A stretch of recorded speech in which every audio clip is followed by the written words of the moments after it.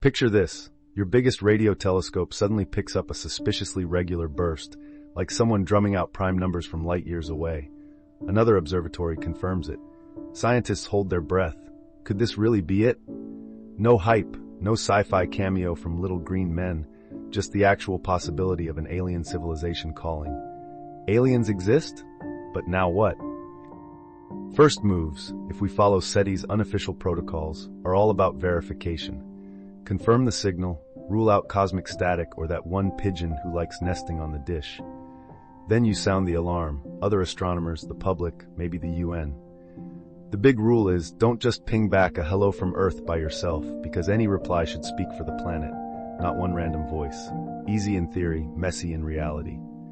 We have no binding law that stops, say, a billionaire with a powerful transmitter from shouting into the cosmos, "Hey aliens, over here!" NASA would jump in too, though ironically NASA's guidelines mostly revolve around quarantining microbes. They had an actual law about extraterrestrial exposure for Apollo astronauts, just in case the moon harbored cosmic cooties.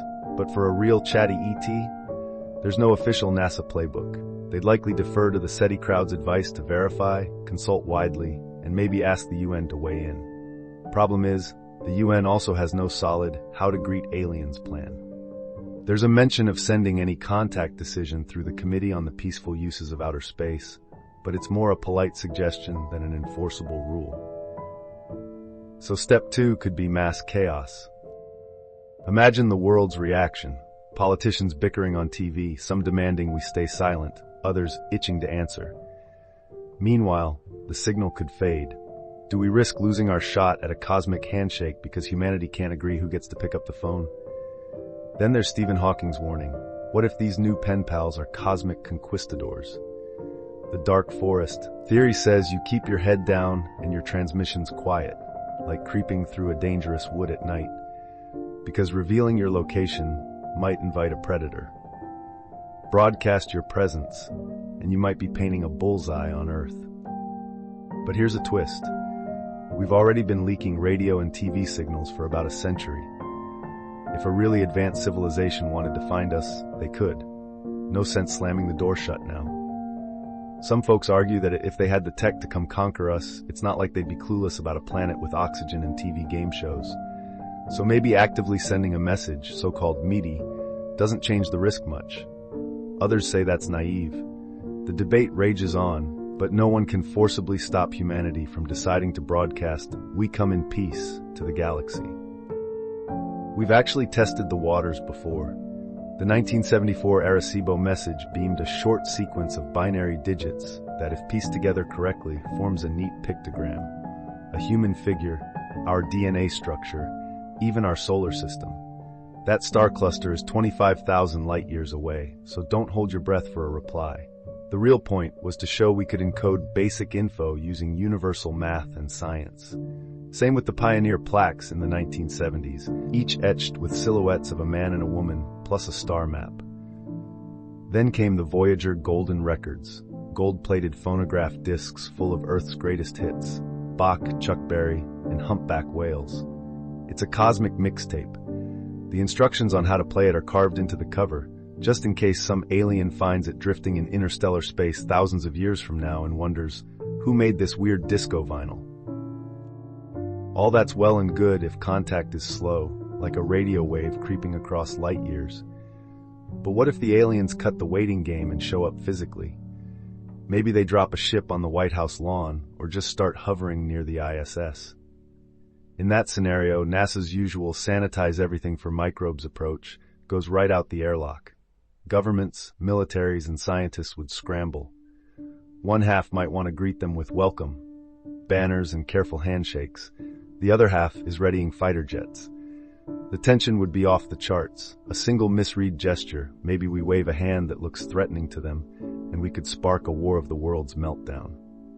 That's why, ironically, many first contact thinkers suggest a slow, methodical approach. Basic shapes, numbers, maybe a pantomime of physics, so we don't spook each other. But official alien landing protocol? We don't actually have one. Most likely the UN would lead, or try to, if it can keep the big powers from stepping on each other's toes. Let's not forget the simpler scenario. We discover microbes in the hidden oceans of Europa or Enceladus. That would still be first contact, just not with anything that can chat or pilot a spaceship. The approach then is about avoiding contamination. NASA's Planetary Protection Office would oversee sterilized probes, careful landers, and quarantines to protect both sides from weird germs. Microbes can't wave hello, but they could change everything we know about life in the cosmos. If biology arises twice in one solar system, maybe it's everywhere. But what if our next signal is from actual alien intelligence, a repeated pattern that might say, "We see you"? Then the big question, do we respond? If yes, how? Many experts say math is our best bet for a universal language, counting sequences, prime numbers, simple geometry. That's the logic behind older messages like Linkos, a lingua cosmica that tries to teach arithmetic and logic step by step. Problem is, Linkos is so abstract that many humans find it headache-inducing. So maybe keep it simpler, binary pulses that form pictures, plus standard references like the hydrogen line, universal physical constants, or diagrams of DNA. We assume any tech-savvy civilization knows enough physics and chemistry to appreciate that. Then, as trust builds, if trust builds, we'd layer on culture, language, or even music.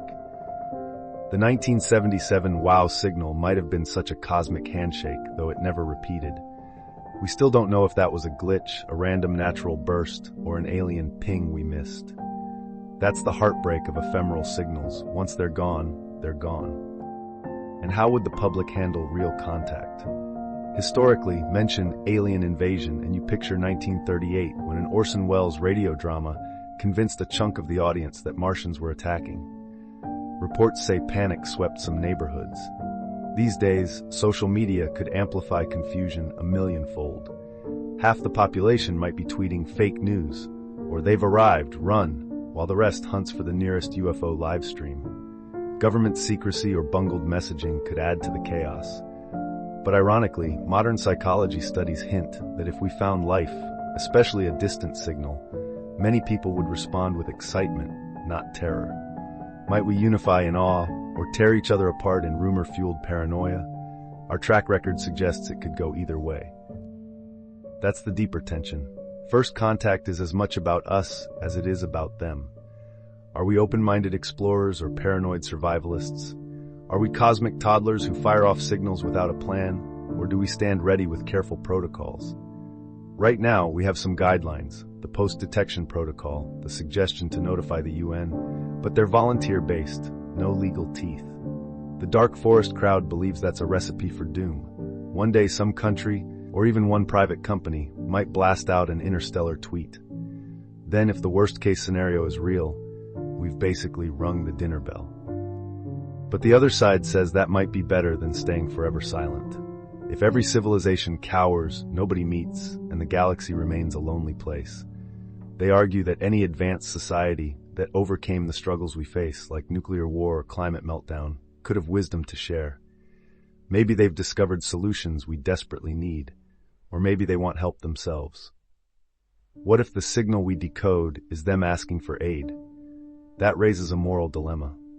Do we risk sending them advanced knowledge that might backfire, or do we refuse out of fear? Sometimes sci-fi imagines an alien plea for rescue, like a traveler lost in space who begs for cooperation. Another scenario, they warn us that we're in the crosshairs of something else entirely, some bigger cosmic threat we haven't even dreamed of. Realistically, we can't know until we talk. Meanwhile, the fact remains that right now, nobody enforces who can speak for Earth. The top-tier radio telescopes might be mostly in scientific hands, but they exist across nations. Several private ventures are working on technology capable of sending hello beams. The day we confirm an alien presence, don't respond without global consensus, might be overshadowed by frantic politicians or rogue individuals. Even attempts at secrecy would be near impossible in the age of the internet. Conspiracy theories would explode. People might believe governments have hidden alien contact for decades. If the aliens physically land, you can bet your life social media will saturate every feed with grainy phone videos and wild theories. Are these our cosmic saviors or secret reptilian overlords? Speaking of physically landing, can you imagine the first face-to-face? If they've studied us, maybe intercepting our radio and TV broadcasts for decades, they might roll out a greeting in flawless English or Mandarin, or they might find our pop culture bizarre, referencing memes from the 1990s like it's cutting edge. Alternatively, maybe they land with zero clue how we communicate. The first steps would be a dance of gestures and sign languages, or pointed references to universal physics, like measuring out the speed of light in demonstrations. Even explaining that Earth is our home could be tricky if their senses are completely unlike ours. We might point to a globe and grin, but do they have eyes or interpretable empathy? This is where arrival-style complexity sets in, deciphering an alien language that references concepts we've never encountered. We rely on math as a ground floor, but beyond that, who knows? Linkos tried to systematically teach a hypothetical alien how we express time, sets, and logical structures in hopes they'd unravel the rest. But even that presumes they think the way we do. The real conversation might be so alien that it takes decades to clarify, "Hello, do you come in peace?" And if they do land, does Earth greet them with open arms or open arms factories? The truth is, fear could push us into defensive stances. We might line up tanks around their landing zone, which in turn could make them jumpy. Or they might be so advanced that our tanks look like toy cannons. We're basically flinging rocks at a starship. Historically, any clash of highly unequal technologies can lead to tragedy for the less advanced side. So maybe we hope they're benevolent, or at least too curious to squash us on day one. Over time, if trust builds, maybe we ask them about harnessing fusion or controlling pandemics. Or maybe we discover they too are just stumbling forward, riddled with questions, hoping we're friendlier than their last neighbor. If that all sounds nerve-wracking, maybe it's simpler to find fish on Europa. No interstellar drama required. We'd still have a cosmic holy grail, proof that life isn't unique to Earth. NASA's big worry there is contamination. We don't want to kill alien microbes with Earth germs, nor do we want them hitching a ride back to us. But at least fish aren't launching starships. The communication barrier is a scientific puzzle, not a diplomatic meltdown. Yet it could reshape our worldview. If life emerged twice in one solar system, it's probably sprinkled everywhere across the galaxy. All of this leads to the big question: how ready are we, really? We have the SETI post-detection protocol, NASA has planetary protection rules, and the UN has committees for peaceful uses of outer space. But none of it's bulletproof. None has global enforcement.